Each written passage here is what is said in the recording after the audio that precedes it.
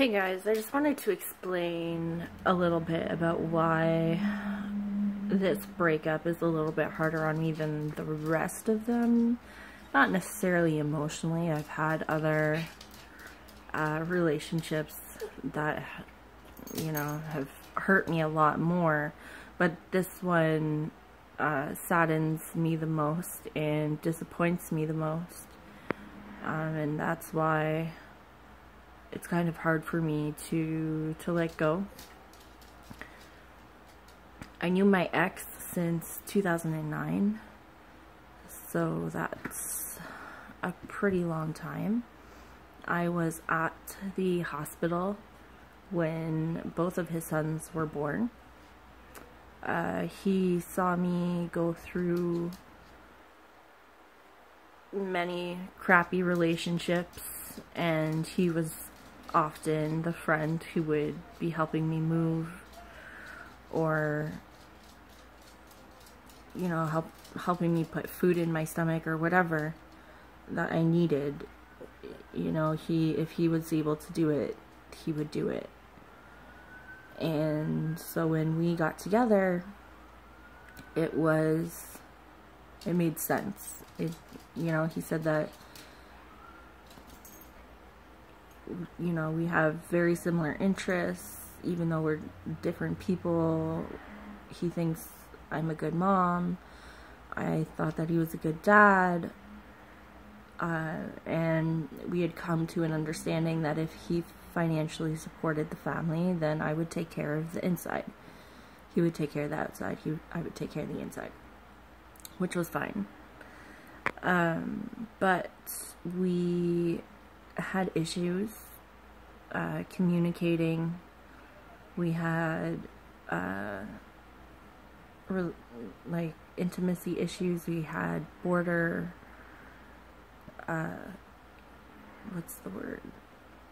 boundary issues. And it just became this vicious cycle of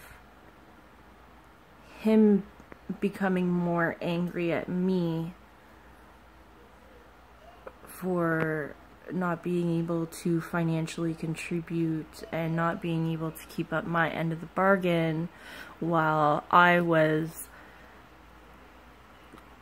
twirling down this depression from his anger, because I'm very sensitive to other people's emotions. And when somebody's not feeling good, especially if they're not feeling good because of me, I can feel it, and it affects me a lot.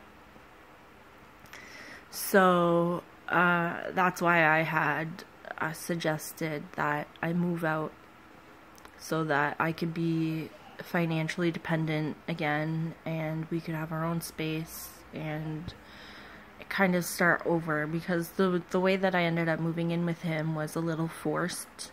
It was a little rushed. We had only been dating for about 6 months when it happened. So it was a welcomed idea, but it wasn't like an organic decision. It was forced upon myself.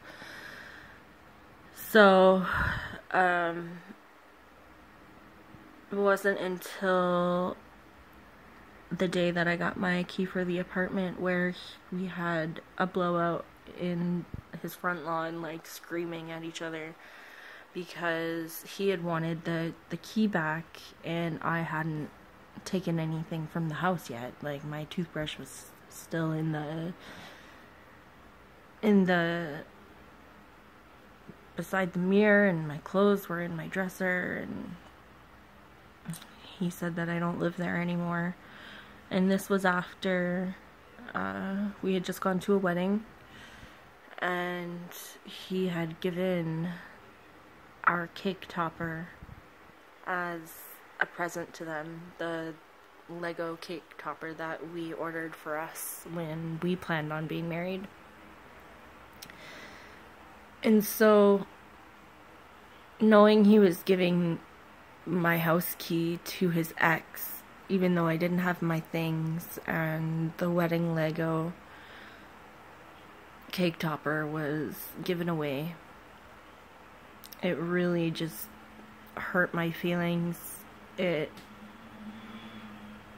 left me speechless. I couldn't. This person was supposed to be my person. He was supposed to be my best friend.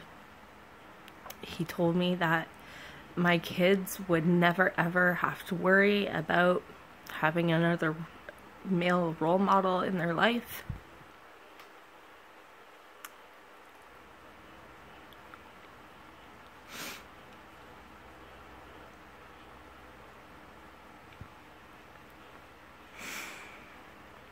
Just sucks when people don't turn out to be who you see them as, even if it's been almost a decade that you've known them.